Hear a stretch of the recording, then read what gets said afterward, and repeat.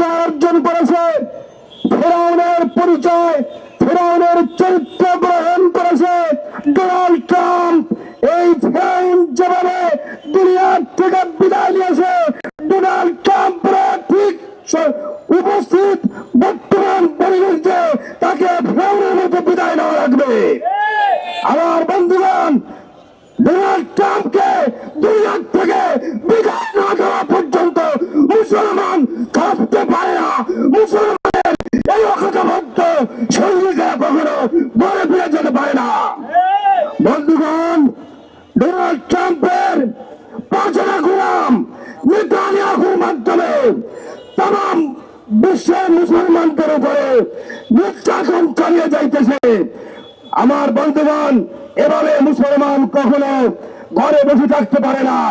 বন্ধুগণ, আসুন আমরা ঐক্যবদ্ধ হয়ে এই ডোনাল্ড ট্রাম্পের আক্রমণের বিরুদ্ধে আমরা রাজপথে বিরুদ্ধে তাদের বিরুদ্ধে মিছিল করে প্রতিবাদ করে আমরা দেখিয়ে দেই।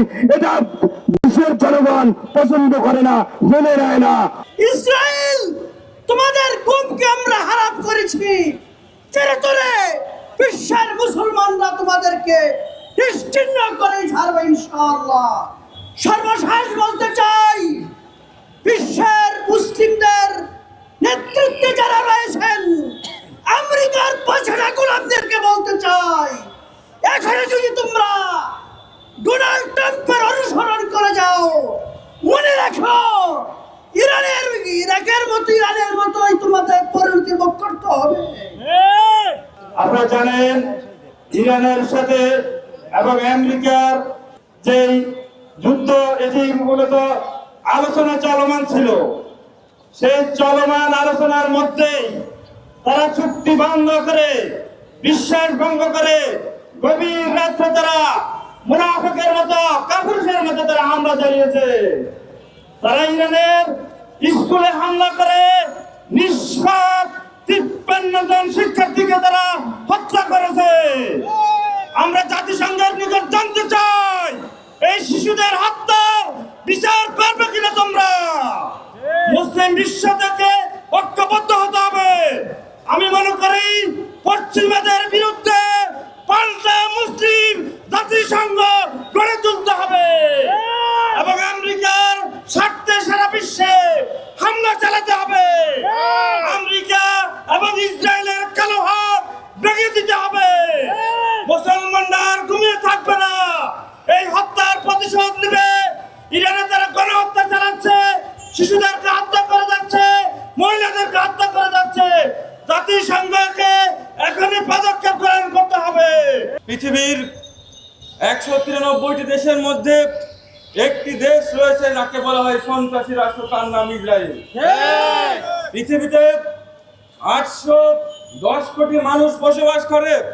810 কোটি মানুষের শান্তি শৃঙ্খলা নষ্টকারী একটি দেশ, তার নাম হচ্ছে ইসরায়েল। মুসলিম বিশ্বের উপর ফিলিস্তিন, জর্ডান, লেবানন, সিরিয়া থেকে শুরু করে গতকাল ইরান পর্যন্ত সমগ্র মুসলিম বিশ্বে হত্যাযজ্ঞ চালিয়েছে, মানবতার অপরাধ করেছে। সেই দেশের নাম হচ্ছে ইসরায়েল।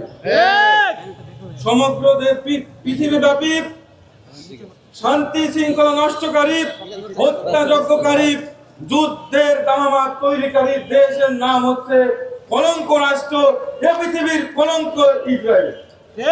আজকের এই বিক্ষোভ মিছিল থেকে গতকাল যে ইরানে বর্বরচিত হামলা চালানো হয়েছে, বিগত সময়ে মুসলিম বিশ্বের উপর হামলা চালানো হয়েছে, আমরা এই প্রোগ্রাম থেকে তার তীব্র নিন্দা ও প্রতিবাদ জ্ঞাপন করছি।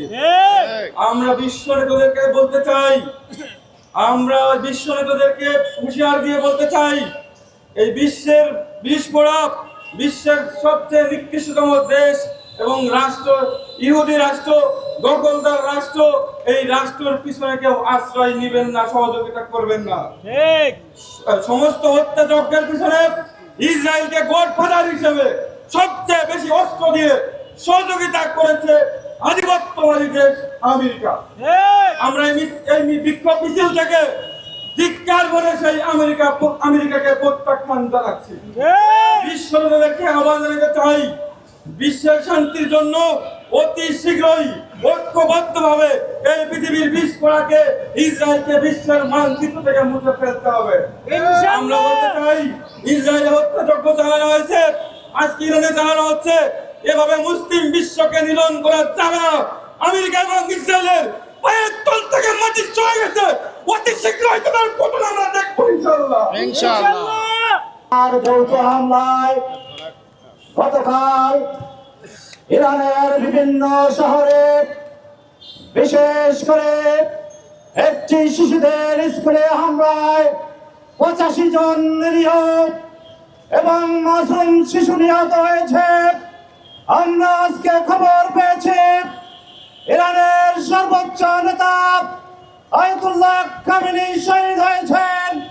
এই পরিচিত হামলার আমরা তীব্র নিন্দা এবং প্রতিবাদ জানাচ্ছি।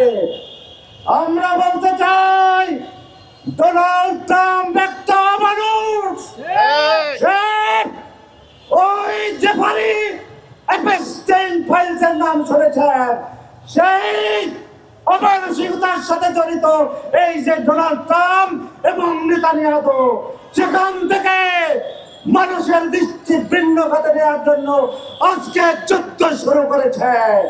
অনতিবিলম্বে এই যুদ্ধ বন্ধ করতে হবে এবং ইসরায়েল এবং আমেরিকার যেখানে স্বার্থ রয়েছে সেই স্বার্থে আঘাত হানতে হবে। এই আহ্বান জানিয়ে আমার বক্তব্য শেষ করছি।